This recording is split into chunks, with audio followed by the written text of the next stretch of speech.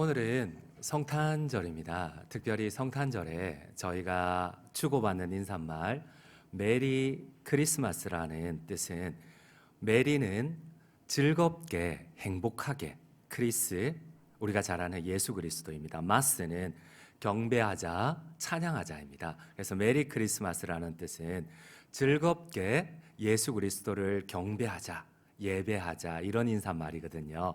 우리 한 번도 올해는 인사를 안 했는데 코로나 때문에 너무 접촉하지는 마시고 우리 한번 즐겁게 옆에 있는 분들과 함께 메리 크리스마스, 우리 한번 주님을 경배하는 인사를 나누었으면 좋겠습니다. 우리 함께 인사할까요? 메리 크리스마스. 네, 너무 붙지는 마셔요. 네, 즐겁게 행복하게 인사하자 했는데, 저희 초등학생 딸의 표현을 빌자면 제가 이렇게 보니까 다들 즐겁지 않고 썩소를 짓고 계시는 것 같으세요. 우리 한번 소리는 크지 않더라도 환하게 다시 한 번만 인사하겠습니다. 메리 크리스마스. 예, 감사하고 또 고맙습니다. 이스라엘 백성들은 자녀들의 이름을 지을 때에 독특한 특징 두 가지가 있습니다. 출산 전이나 출산하고 바로 이름을 짓지 않습니다. 바로 8일째, 아이가 태어나고 난 다음에 8일째 이름을 짓는 독특한 특징이 있습니다.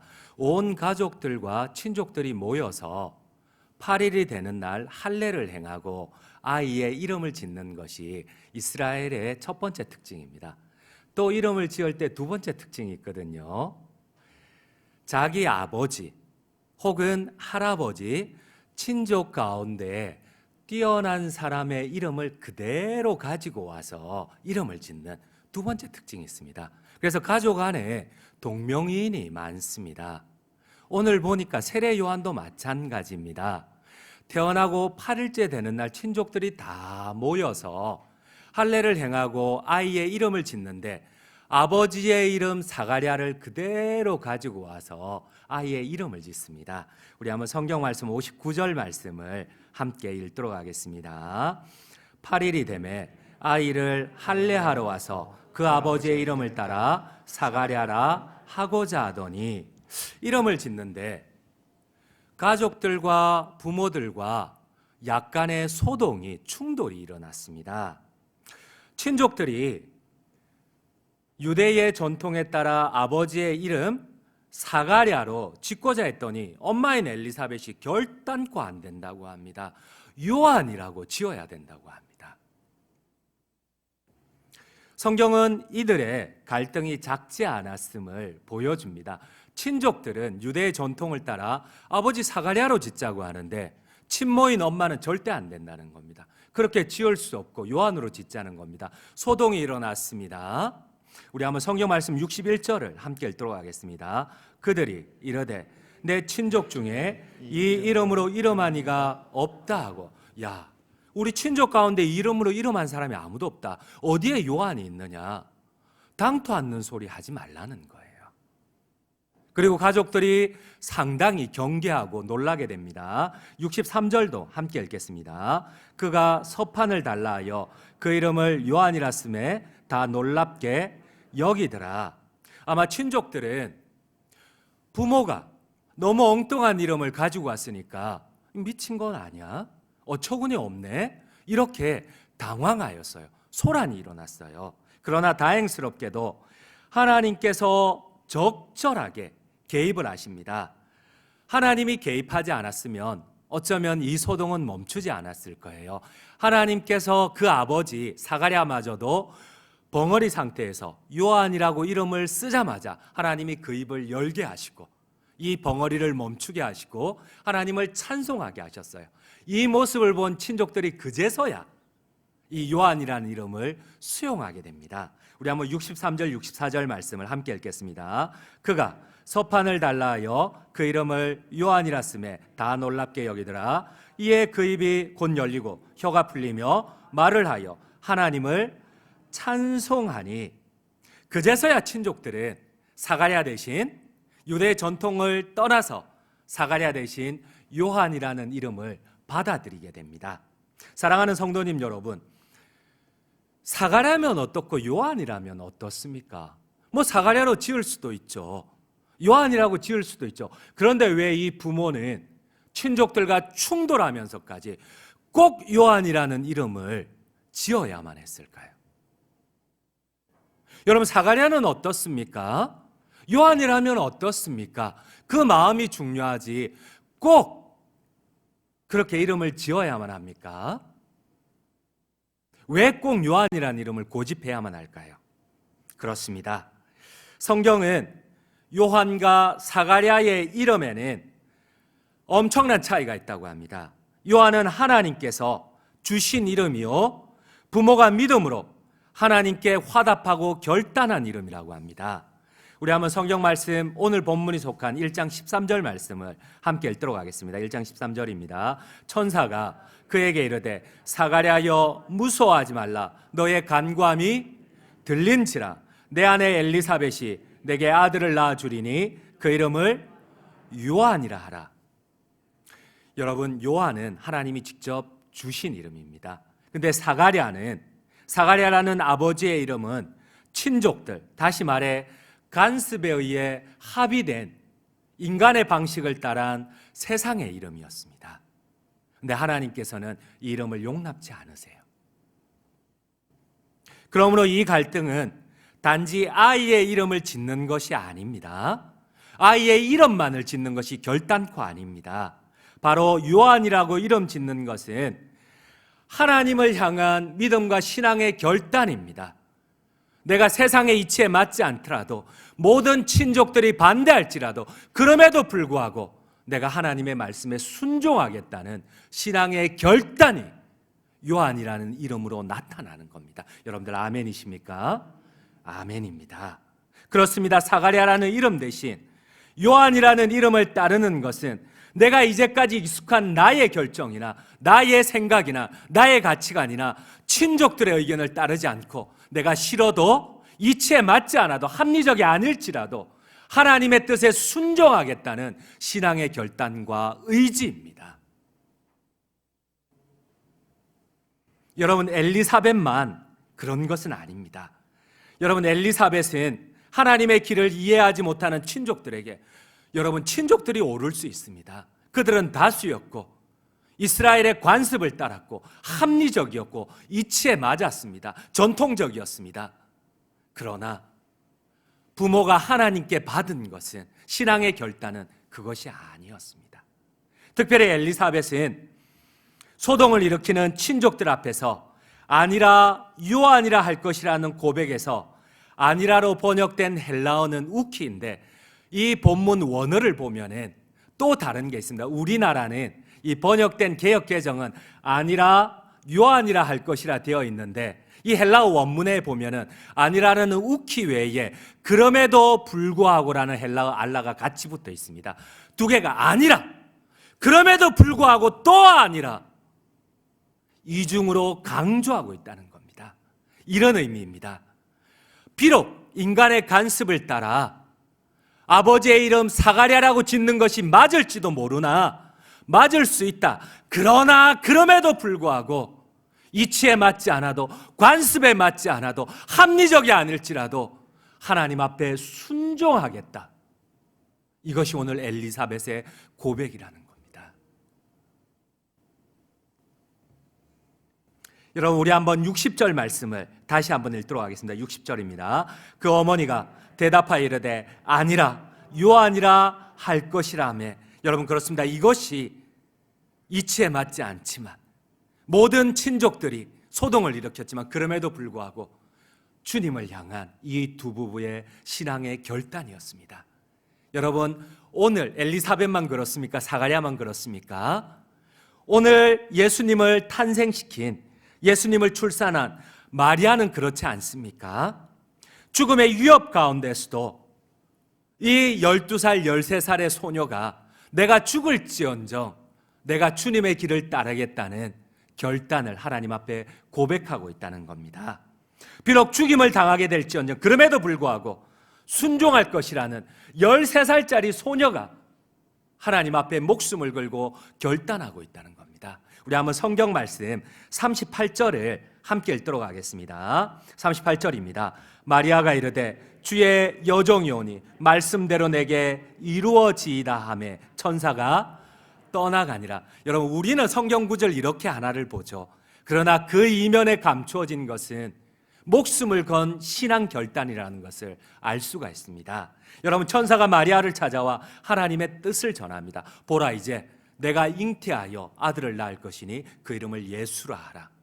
여러분, 이 말을 들었을 때에 13살짜리 소녀 마리아는 두려움을 느꼈을 뿐만 아니라 죽음의 공포에 휩싸여야만 했습니다. 여러분, 그 당시에 약혼한 처녀가 아이를 잉태하게 되면은 돌에 맞아 죽어야만 합니다. 마리아는 유대 율법을 잘 알고 있었습니다. 약혼 기간에 순결을 지켜야 하는 이 기간에 보라, 너가 잉태하여 아들을 낳을 것이다. 배가 불러온 걸 이거를 주변 사람들이 보면은 이 마리아를 돌로 쳐 죽입니다. 이 죽음의 공포 앞에서도 당황했지만 마리아가 죽음의 위협 가운데 있었지만 주의 여종이 오니 그가 마지막에는 결단합니다. 주의 뜻대로 순종하겠나이다. 여러분, 우리 한번 성경 말씀 신명기 22장 23절 24절 말씀을 함께 읽도록 하겠습니다. 처녀인 여자가 남자와 약혼한 후에 어떤 남자가 그를 성읍 중에서 만나 동침하면 너희는 그들을 둘 다 성읍 문으로 끌어내고 그들을 돌로 쳐 죽일 것이니 그 처녀는 성 안에 있으면서도 소리 지르지 아니하였으며 그 남자는 그 이웃의 아내를 욕보였음이라. 너는 이같이 하여 너희 가운데서 악을 제할지니라. 여러분, 우리는 마리아의 이 신앙 고백을 목숨을 건 결단을 이해하기 위하여서 유대의 결혼 제도를 잘 알아야 됩니다. 예수님 당시에 이 여자들, 특별히 소녀들은 우리 조선시대와 마찬가지로 조혼이 유행이었습니다. 12살, 13살, 오늘날로 말하면 초등학교 5학년, 6학년 정도 되면 결혼을 하게 됩니다. 남자들은 2, 3살이 많습니다. 아마 요셉은 한 15, 16 정도, 중학교 한 2, 3학년 되었겠죠. 둘 다 소년, 소녀들입니다. 그런데 이스라엘은 결혼하기 전에 약혼을 먼저 합니다. 이 약혼은 우리의 약혼과는 다릅니다. 우리의 약혼은 법적 효력이 없습니다. 그런데 이스라엘은 이 약혼은 혼인신고입니다. 혼인신고를 하고 1년 동안 유예기간을 가집니다. 정결의 시간을 가지고 1년 뒤에 결혼식을 합니다. 우리는 많이 다르죠. 우리 문화로 이해하게 되면 이 배경을 절대 이해할 수가 없습니다. 그들은 혼인신고를 하고 정결의 시간 1년을 가지고 결혼식을 합니다. 지금 혼인신고를 마리아가 했어요. 요셉과 혼인신고를 했어요. 그런데 배가 불러옵니다. 약혼 기간 안에 배가 불러옵니다.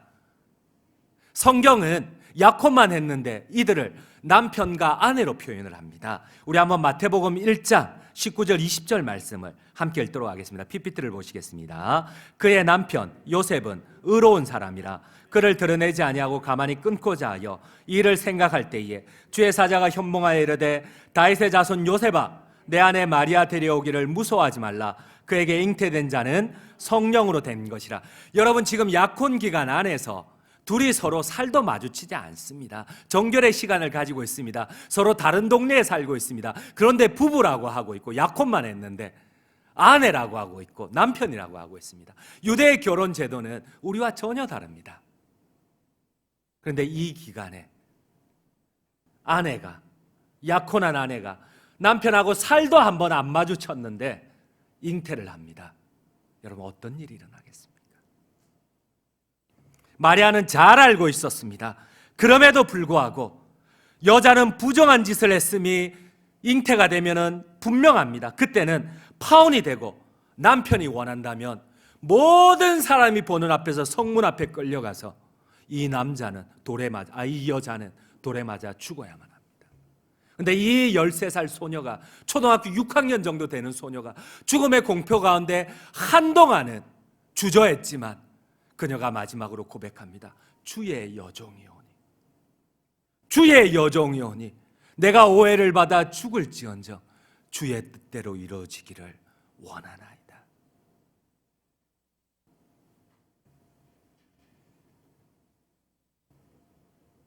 여러분, 12살, 13살의 소녀가 결단하고 순종하기에는 너무 위협적이고 고통스러운 순간이지 않겠습니까?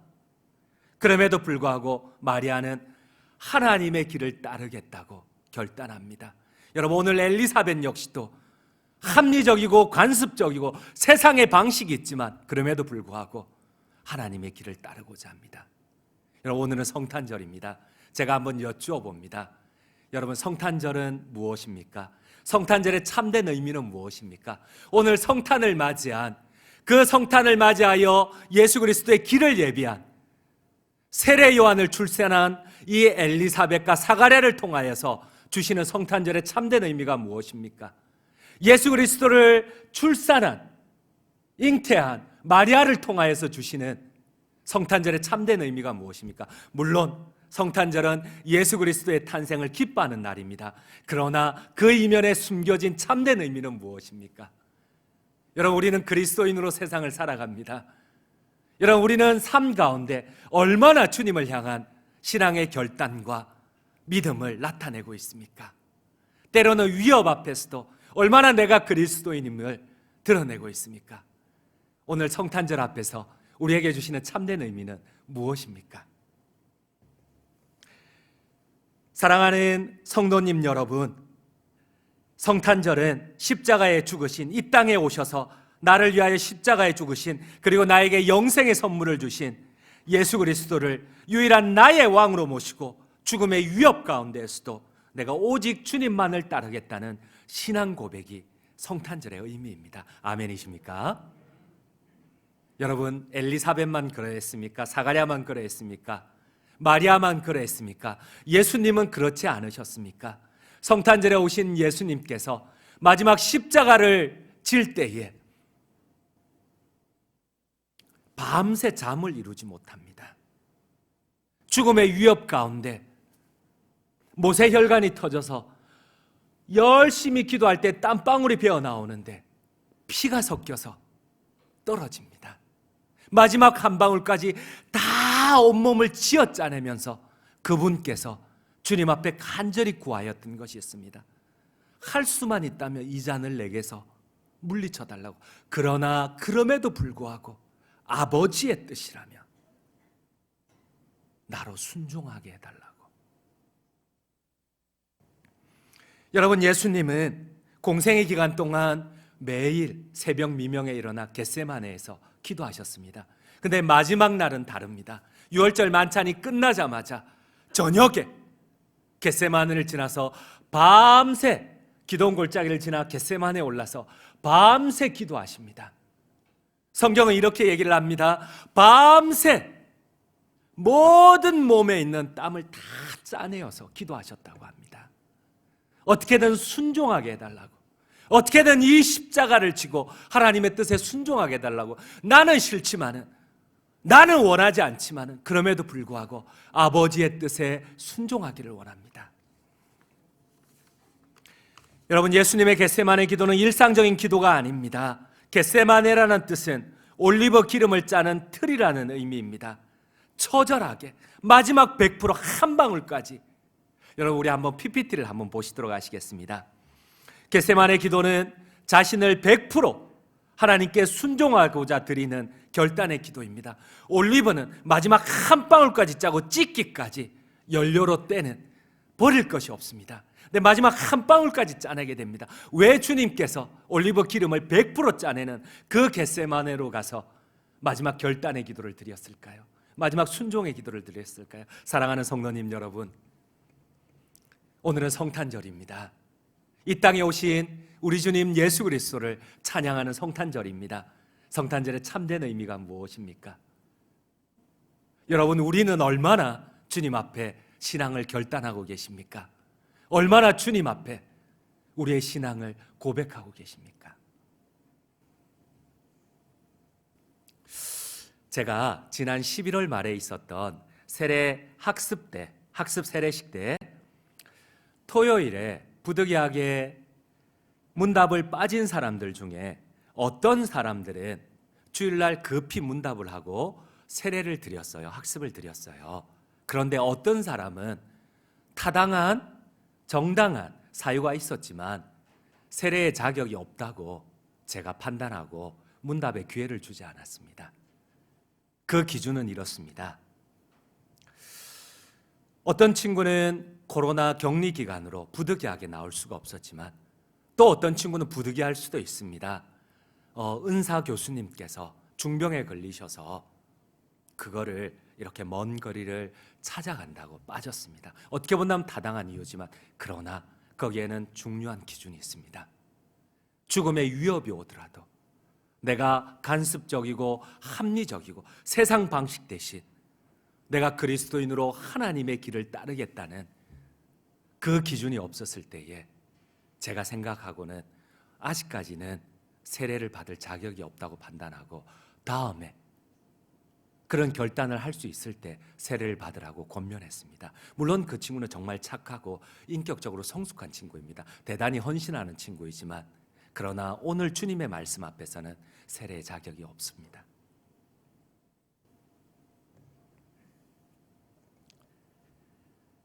결론을 맺도록 하겠습니다.